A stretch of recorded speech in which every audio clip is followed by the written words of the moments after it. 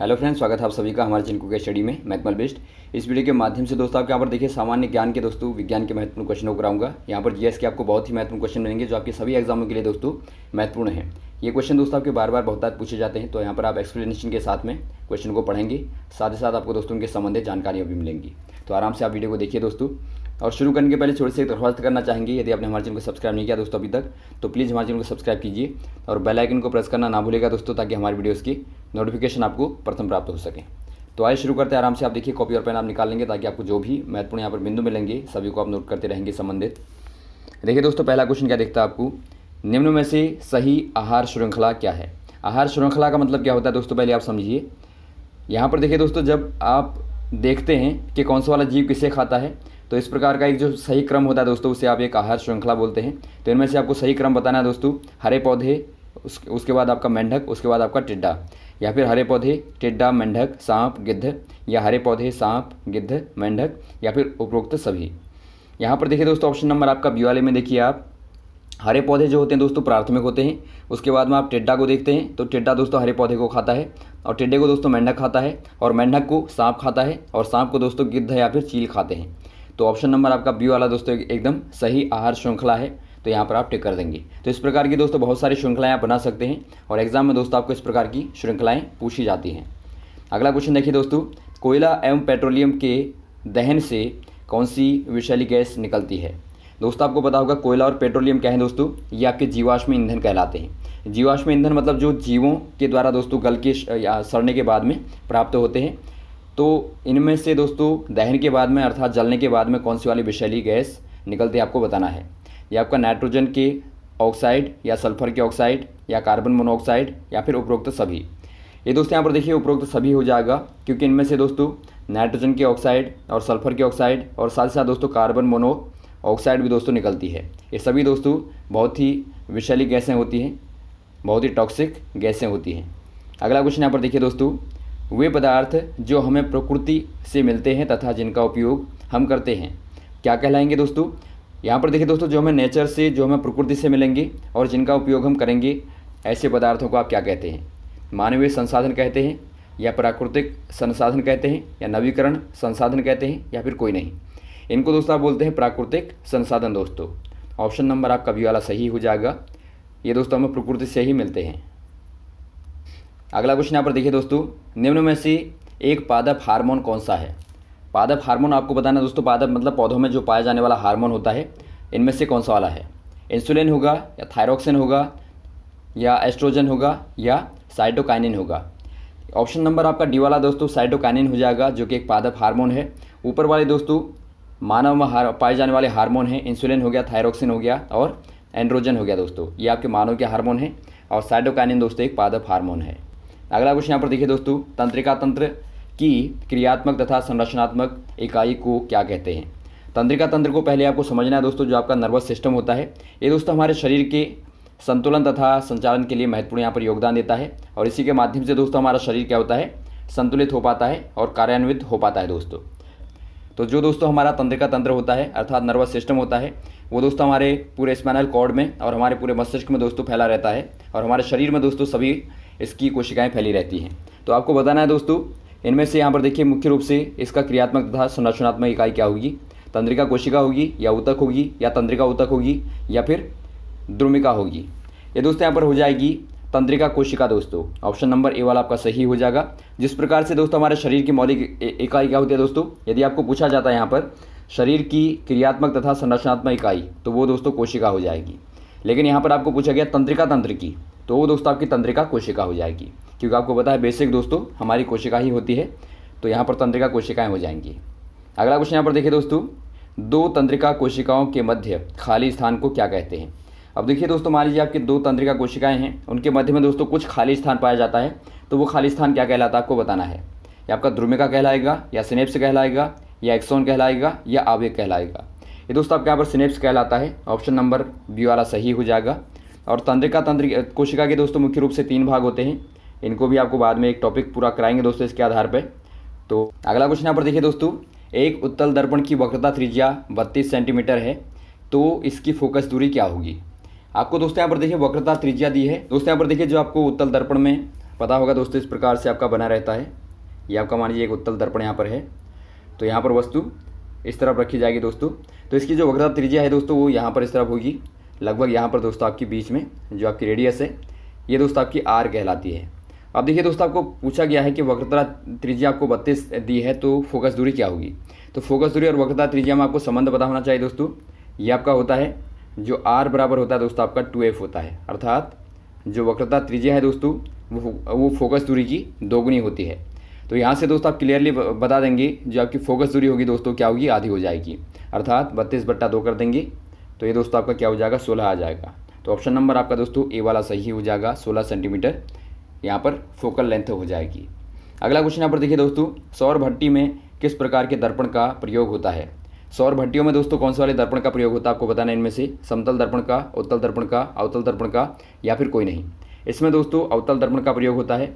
इसमें दोस्तों concave mirror का यूज़ होता है। यहाँ पर आप देखते हैं दोस्तों, अनंत से जो आपका सूर्य का प्रकाश आता है, मान लीजिए यहाँ से आ रहा है दोस्तों, तो यहाँ पर आपका मान लीजिए मुख्य फोकस बिंदु है यहाँ पर है, तो ये दोस्तों आपके इस प्रकार से यहाँ से होके जाती हैं। तो यहाँ पर दोस्तों आपको इस बिंदु पर क्या मिलता है, एक तीव्र प्रकाश मिलता है दोस्तों। तो इसी का इस्तेमाल किया जाता है यहाँ पर भट्टी में दोस्तों, सौर भट्टी में सूर्य से आने वाली प्रकाश की किरणों को दोस्तों एकत्रित किया जाता है। तो ऑप्शन नंबर आपका सी वाला सही हो जाएगा। अगला क्वेश्चन यहाँ पर देखिए दोस्तों, प्लास्टिक एक है। प्लास्टिक क्या है दोस्तों, जैव निम्नीकरणीय है या अजैव निम्नीकरणीय है या पर्यावरणीय निम्नीकारक है या फिर कोई नहीं। अब यहाँ पर देखिए दोस्तों, आप अजैविक निम्नीकारक को समझिए। यहाँ पर निम्नीकरण होता क्या अजैविक, इनमें दोस्तों यहाँ पर देखिए बहुत सारे घटक आपने देखे होंगे जिनका दोस्तों अपघटन नहीं हो पाता है। जैसा कि दोस्तों आप पॉलीथीन को देखते हैं, प्लास्टिक को देखते हैं, तो वो दोस्तों आप उनको मिट्टी के नीचे भी आप डाल देंगे तो वहाँ भी दोस्तों उनका अपघटन नहीं होगा, अर्थात दोस्तों वो आपके सड़ गल के खत्म नहीं होते। तो उनको दोस्तों आप अजैव निम्नीकरणीय कहते हैं। और जो दोस्तों आपके गल जाते हैं उनको आप जैव निम्नीकरणीय कहते हैं। जैसा कि दोस्तों आप कोई भी फल या फिर सब्जी के छिलकों को ले लीजिए या फिर कोई भी आप वस्तु को ले लें दोस्तों जो आपकी गलने वाली होती है, तो वो सारी की सारी आपकी जैव निम्नीकरणीय में आती हैं। और जो आपकी नहीं गलती हैं दोस्तों वो आपकी अजैव निम्नीकरणीय में आती हैं। तो जो आपकी अजैव निम्नीकरणीय होती है दोस्तों, बहुत ज़्यादा पोल्यूशन का जो मुख्य रीज़न होता है दोस्तों इन्हीं का होता है। जो हमारे पृथ्वी में भी दोस्तों जो आपका पोल्यूशन है वो आपका मुख्यतया इन्हीं के कारण दोस्तों होता है। अगला क्वेश्चन यहाँ पर देखिए, उन दो धातुओं के नाम बताइए जो हाथ में रखते ही दोस्तों पिघल जाते हैं। कहने का मतलब है ऐसी धातुएं जिनका गलनांक बहुत कम होता है। कभी क्वेश्चन में भी आपका इस प्रकार से भी आ सकता है कि जिनका गलनांक बहुत कम होता है, क्योंकि गलनांक कम होने का मतलब दोस्तों बहुत ही आसानी से वो गल जाएंगी। तो ऐसी कौन सी वाली वस्तु यहाँ पर धातुएं हैं आपको बताना है। इनमें से सोडियम तथा पोटेशियम, सोना तथा सिल्वर या गैलियम तथा सीजियम या फिर कोई नहीं। ये दोस्तों आपकी गैलियम तथा सीजियम होती है। ऑप्शन नंबर सी वाला सही हो जाएगा दोस्तों। और वैसे ही दोस्तों यदि आपको पूछा जाए कि बताइए कौन सी वाली धातुएं हैं जिनको हम काट सकते हैं चाकू के माध्यम से, तो वो दोस्तों आपके सोडियम और पोटेशियम हो जाएंगी। यहाँ पर पहला वाला हो जाएगा। और वैसे ही दोस्तों सोना और सिल्वर में क्या प्रॉपर्टी होती है दोस्तों, इनमें ऐसा गुण होता है कि इनको आप पीट के दोस्तों बहुत पतली चादर के रूप में परिवर्तित कर सकते हैं। इनमें दोस्तों सर्वाधिक आघातवर्ध का गुण होता है। आघातवर्ध का मतलब आपको पता होगा, जब वस्तुओं को आप धातुओं को पीट के पतली चादर में कन्वर्ट कर देते हैं तो धातुओं का यह गुण क्या कहलाता है दोस्तों, आघातवर्धिता कहलाता है। तो सर्वाधिक आघातवर्धिता वाले यहाँ पर जो आपकी धातुएं पूछी जाएंगी यदि, तो आप सोना और सिल्वर बता देंगे। तो ये सारे क्वेश्चन दोस्तों आप तैयार करेंगे। अगला क्वेश्चन यहाँ पर देखिए दोस्तों, एथेन का आणविक सूत्र आपको दिया है C2H6। तो आपको बताना है इनमें से क्या सही होगा। इसके लिए दोस्तों 6 सहसंयोजक बंध या 7 सहसंयोजक बंध या 8 सहसंयोजक बंध या फिर 9 सहसंयोजक बंध। दोस्तों यहाँ पर देखिए जो आपका एथेन है एक प्रकार का एल्केन होता है दोस्तों। यदि आप एल्केन का फॉर्मूला देखें तो आपको नॉर्मली दिखता है दोस्तों आपका CnH2n+2। तो यहाँ से दोस्तों इसे आप यदि याद रखेंगे तो आपको जो भी एल्केन का पूछा जाएगा, बहुत बार फॉर्मूले भी पूछे जाते हैं, तो आराम से आप बता देंगे। शुरू में दोस्तों आप 1 2 3 रखेंगे तो आपको मेथेन यहाँ पर मेथेन, एथेन, प्रोपेन, ब्यूटेन इस प्रकार से दोस्तों प्राप्त होते हैं। तो यहाँ पर दोस्तों आपको n बराबर 2 रखने पे एथेन मिलेगा, जो कि आपको यहाँ पर दिया गया है। अब यहाँ पर देखिए दोस्तों आपको बंध पूछा गया है, तो आप बंध कैसे निकालेंगे। देखिए बंध को निकालने के लिए दोस्तों आपको इसका थोड़ा सा स्ट्रक्चर बनाना पड़ेगा। C और C आपका 2 है दोस्तों, इनमें आप H को जोड़ देंगे। यहाँ पर H आएंगे, यहाँ पर भी आपका H आएगा, यहाँ पर भी आपका H आएगा और यहाँ भी H आएगा, यहाँ भी H आएगा और यहाँ भी H आएगा। अब आप इनको गिनेंगे दोस्तों 1 2 3 4 5 6 और बीच में एक और है 7। तो 7 सहसंयोजक बंध हैं दोस्तों। तो ऑप्शन नंबर आपका बी वाला सही हो जाएगा। 7 संयोजक बंध आपके हो जाएंगे, कोवलेंट बॉन्ड हो जाएंगे। तो ऑप्शन नंबर आपका बी वाला सही हो जाएगा। अगला क्वेश्चन यहाँ पर देखिए दोस्तों, प्रकाश के अवयवी वर्णों में विभाजन को क्या कहते हैं।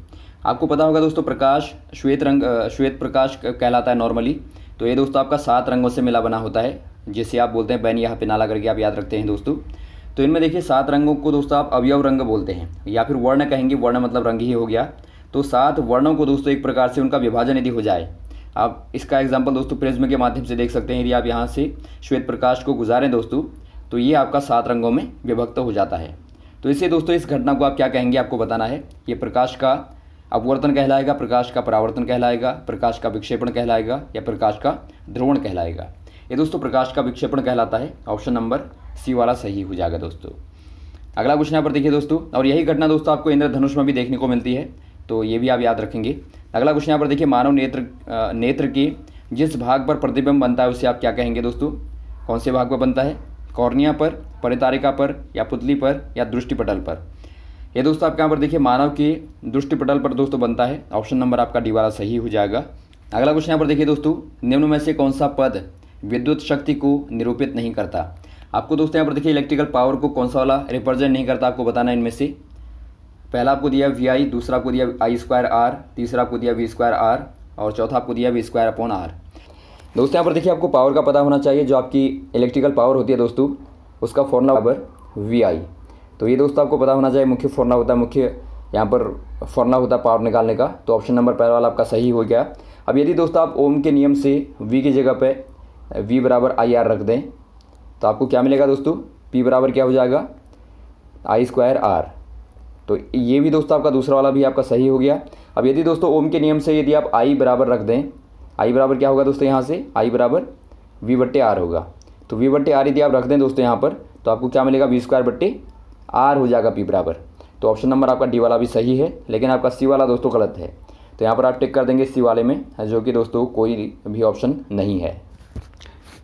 अगला क्वेश्चन यहाँ पर देखिए दोस्तों, निम्न में से कौन जैव मात्रा ऊर्जा के स्रोत का उदाहरण नहीं है। दोस्तों यहाँ पर देखिए पहले आप जैव मात्रा ऊर्जा को समझिए दोस्तों। ऐसे जैविक स्रोत दोस्तों जो कि हमें जैविक घटकों से प्राप्त होते हैं, उनका क्या बोलेंगे, जैव मात्रा ऊर्जा के स्रोत। जैसा कि दोस्तों एग्जांपल के तौर पर आप लकड़ी को ले लें, गोबर गैस को ले लें या कोयले को ले लें, ये सारे के सारे दोस्तों क्या हैं, जैविक ऊर्जा के दोस्तों स्रोत हैं। तो इनमें से आपका कौन सा नहीं है आपको बताना है। लकड़ी होगा, गोबर गैस होगा, नाभिकीय ऊर्जा होगा या कोई नहीं, या फिर कोयला होगा। ये दोस्तों आपके यहाँ पर देखिए नाभिकीय ऊर्जा हो जाएगा। ऑप्शन नंबर सी वाला दोस्तों सही हो जाएगा। अगला क्वेश्चन यहाँ पर देखिए, मानव मस्तिष्क उत्तरदायी है। दोस्तों मानव का ब्रेन किसके लिए रिस्पॉन्सिबल आपको बताना है। शरीर का संतुलन या हृदय का स्पंदन या सोचने के लिए या उपरोक्त सभी। ये दोस्तों यहाँ पर देखिए सभी के लिए उत्तरदायी होता है। ऑप्शन नंबर आपका दोस्तों डी वाला सही कर देंगे आप, सभी के लिए, उपरोक्त सभी के लिए। तो ये रहे दोस्तों आपके महत्वपूर्ण क्वेश्चन जो आपने यहाँ पर देखिए। उम्मीद आपको अच्छे लगे होंगे, समझ में आए होंगे दोस्तों। यहाँ पर देखिए यदि आपको वीडियो अच्छा लगा हो आप ज़रूर लाइक करें दोस्तों, शेयर करें और हमारे चैनल को सब्सक्राइब जरूर करें दोस्तों, ताकि हमारे वीडियोस लगातार आपको मिलते रहें। ओके, थैंक्स फॉर वॉचिंग दोस्तों। अब मिलते हैं आपको अगले वीडियोज़ में। जय हिंद, जय भारत।